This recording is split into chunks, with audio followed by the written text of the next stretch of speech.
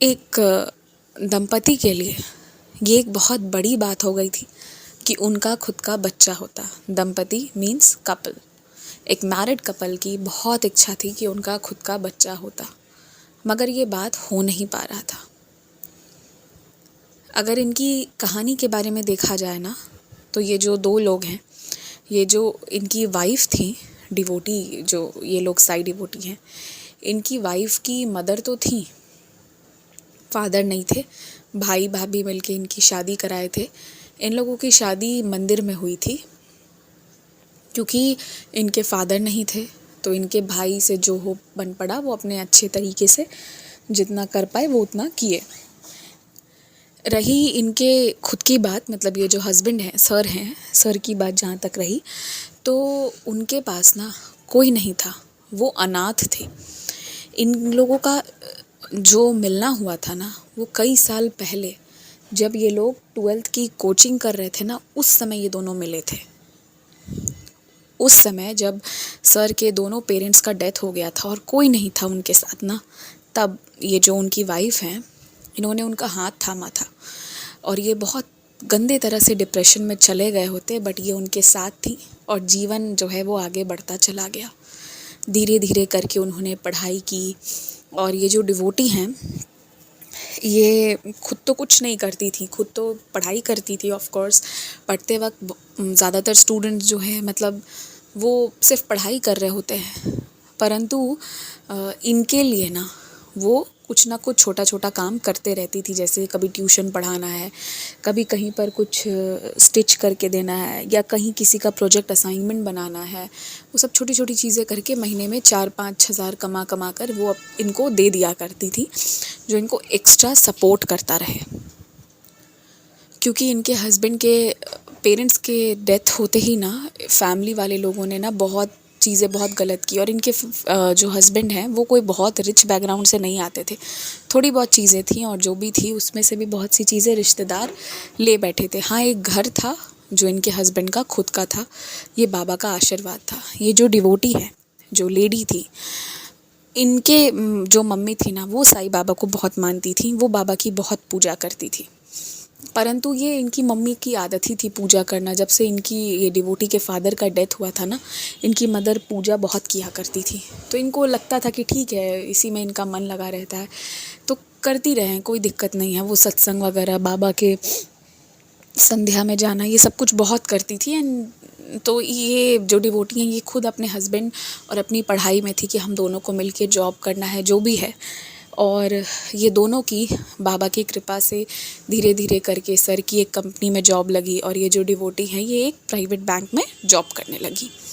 बाबा के आशीर्वाद से फिर इन्होंने घर पे बताया कि मतलब हम दोनों शादी करना चाहते हैं। मैं बार बार बाबा के आशीर्वाद से कहती हूँ, क्योंकि ये मेरी आदत हो गई है कि हर एक बात पे जो हो रहा है बाबा के आशीर्वाद से। परंतु इस वक्त ये जो डिवोटी हैं, इनके लाइफ में बाबा नहीं आए थे, इन दोनों की लाइफ में बाबा नहीं आए थे। ये दोनों एक दूसरे के साथ कंप्लीट थे और इनकी शादी एक मंदिर में कराई गई थी। दोनों साइड से कुछ रिश्तेदार, कुछ कॉमन फ्रेंड्स आए, अच्छी सी शादी हुई और ये डे 1 से जो है अपने घर चली गई रहने के लिए, जो इनके सास ससुर का फ्लैट था।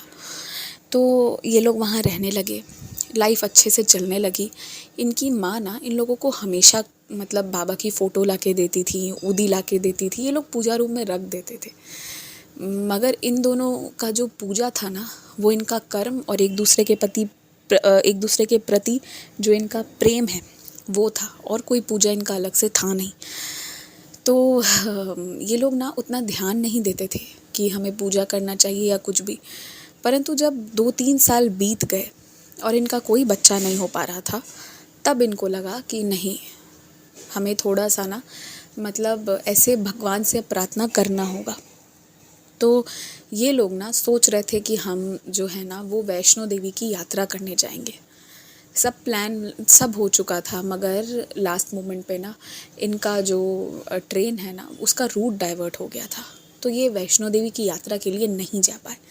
दे अंडरस्टूड कि नहीं, वैष्णो देवी से अभी बुलाया, वैष्णो देवी जी से अभी बुलावा नहीं आया है, तो अब जाना तो था कहीं ना कहीं। अब मुंबई में रहते थे, वैष्णो देवी नहीं गए तो शिरडी निकल लिए। तो ये लोग दोनों फिर शिरडी चले गए।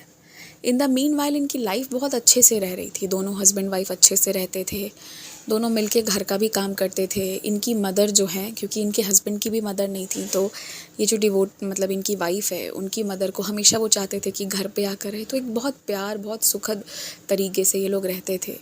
इनका 2 रूम का अपना घर था, तो एक में इनकी सासू माँ रहती थी और एक में ये लोग दोनों रहा करते थे। और इनकी जो मतलब मदर इन लॉ हैं, वो कभी यहाँ रहती, कभी अपने बेटे के पास रहती। ये लोग प्यार से रखते थे। ये सब कुछ इन लोग का बहुत अच्छा था। और बाबा की आशीर्वाद से ना दोनों प्राइवेट जॉब ही कर रहे थे, मगर दोनों बहुत अच्छे से रह रहे थे और मतलब किसी चीज़ की कमी नहीं थी लाइफ में। मगर एक होता है ना, जो आप लिसनर्स लोग सोचते हैं ना कि बाबा ने मुझे ये नहीं दिया, वो नहीं दिया। पता है, आप हमेशा ये चीज़ फील करेंगे कि देयर इज़ ऑलवेज समथिंग जो हमारे पास नहीं होगा और हम उसके पीछे भाग रहे होंगे। और ये सबके साथ होता है, यकीन मानिए। अब क्या हुआ ना कि इन्होंने अपनी माँ से इस बारे में बात किया कि ऐसा ऐसा है हमारे साथ में। तो इन्होंने ना मतलब डायरेक्टली माँ से बात नहीं किया, अपनी फ्रेंड के बारे में करके बोला। इनकी फ्रेंड की शादी और इनके 2 साल पहले ही हुई थी। तो इनकी माँ ने बोला ना कि उससे कहो कि वो साई व्रत करे। बाबा जो है ना, वो सबकी खाली झोली भर देते हैं। तो इन्होंने अपनी फ्रेंड को भी वो किया और उसके बाद कुछ समय के बाद ये अपनी इनकी मदर जैसे ही अपने बेटे के घर पे चली गई, इन्होंने भी साई व्रत शुरू किया। और ये दोनों कपल मिल के साथ में इन्होंने साई व्रत शुरू किया। पास के मंदिर जाने लगे, बाबा का व्रत करने लगे। और क्योंकि मंडे टू फ्राइडे तो टाइम मिल नहीं पाता था और कभी कभी सैटरडे को भी नहीं, पर संडे को ना ये लोग सुबह की आरती बाबा के पास करते थे, फिर शाम की आरती बाबा के पास करते थे। और हर थर्सडे जो है दोनों उपवास रखते थे और नव गुरुवार व्रत का दोनों संकल्प ले लिए थे। अच्छा, ये लोग शिरडी भी होके आ गए थे। शिरडी भी होके आ गए थे और ये लोग जो है बाबा के नव गुरुवार व्रत कर रहे थे। तीसरा या चौथा गुरुवार व्रत ही अभी हुआ था ना कि एक लीला होती है इनके वहाँ पर ना, कीर्तन करते हुए एक वासुदेव आते हैं, जो कि मुंबई की गलियों में बहुत कम मिला करते थे, बहुत कम। तो ये लोग तुरंत ही उनके लिए ना थोड़ा सा चावल वगैरह जो दक्षिणा देना था वो सब लेकर के गए। तो वो आए ना, तो उन्होंने कहा कि तुम्हारी ना गोद बहुत जल्दी भर जाएगी, तुम शिरडी साईं बाबा के पास ना पुनः जाकर आना, तुम्हारी गोद भर जाएगी और तुम उनके ग्रंथ का पारायण करो, उनके ग्रंथ का पारायण करो, ये चीज़ इनको कहा। तो ये लोग गए मार्केट में, बहुत खोजा, मंदिर में भी उस दिन अवेलेबल नहीं था। तो इन लोगों ने प्लान बनाया, चलो हम शिरडी जाते। और ये लोग, आप यकीन मानिए, ये जहाँ जहाँ गए ना, इनको सच्चरित मिली ही नहीं, श्री साई सच्चरित जी। तो ये लोग ना शिरडी का प्लान बनाए और शिरडी गए। तो इन्होंने अपना छठा जो गुरुवार व्रत था वो इन्होंने शिरडी में किया। और इन्होंने साई सच्चरित जी भी वहाँ से ली और साई सच्चरित जी को बहुत सम्मान के साथ ये लोग लेकर आए। और लेकर आने के बाद दोनों को इन्हें पारायण करना शुरू कर दिया। और उसके बाद ऐसे ही करते करते 9वां गुरुवार आ गया, जिसमें इनको बताया गया था कि किस तरह इनको व्रत का उद्यापन भी करना है। तो इन्होंने उद्यापन करने के लिए सारी व्यवस्था कर ली, सब कुछ कर लिया। ये लोग मंदिर गए और मंदिर से जो है ना, इन्होंने मंदिर जाकर वहाँ पर पूजा वगैरह की। उसके बाद जो है जितने भी गरीब लोग हैं, भूखे लोग हैं, सबको ये लोग भोजन कराए। अब जब ये लोग भोजन करा के पुनः वापस आए, उसके बाद ना इनका तो हो गया कि हमने सब कर दिया अपनी तरफ से जो भी है। उसके बाद इन लोगों ने प्लान किया कि हम अगले हफ्ते फिर से, मतलब जो थर्सडे को इन्होंने कराया है, तो संडे जो आ रहा है हम शिरडी चले जाते हैं। और ये लोग पुनः शिरडी गए। इधर शिरडी की यात्रा आप देखिए तीसरी बार हो रही थी। 2 यात्राएं पूरी हो चुकी थी, एक शुरू में गए थे, एक साई सच्चरित जी लाने गए थे, और अब ये तीसरी बार जा रहे थे। और आप यकीन मानिए, शिरडी में प्रस्थान करते ही इनको वॉमिटिंग हुई, इनकी तबीयत ख़राब लगने लगी। एंड शिरडी में ही उसके बाद ना इनको शिरडी में बाबा के दर्शन करने के पहले इनकी ऐसी स्थिति हो गई थी। तो ये लोग जिस दिन संडे को शिरडी पहुँचे ना, तो पूरा दिन फिर ये रूम में, होटल में आराम वगैरह की। उसके बाद शाम में जाके ये बाबा के दर्शन किए और ये लोग बाबा को शुक्रिया अदा किए। और इन्होंने ये बताया कि बाबा ना ये जो 2 बार शिरडी बुलाए थे, एक श्रद्धा और एक सबूरी डिनोट करता था, जो हमने रखा और तब हमें तीसरी यात्रा में शिरडी जाकर ही फल मिला।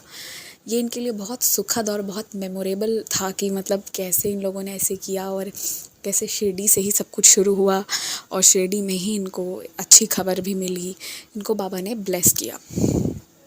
तो इनका जब बेबी हुआ तब भी ये उसको लेके भी शिरडी गए थे। तो इनका यही कहना है कि अगर आप पॉजिटिविटी के साथ, पूरे विश्वास के साथ अगर आप बाबा का पूजा करते हो ना, तो आपकी इच्छा ज़रूर पूरी होती है। जय साईं राम।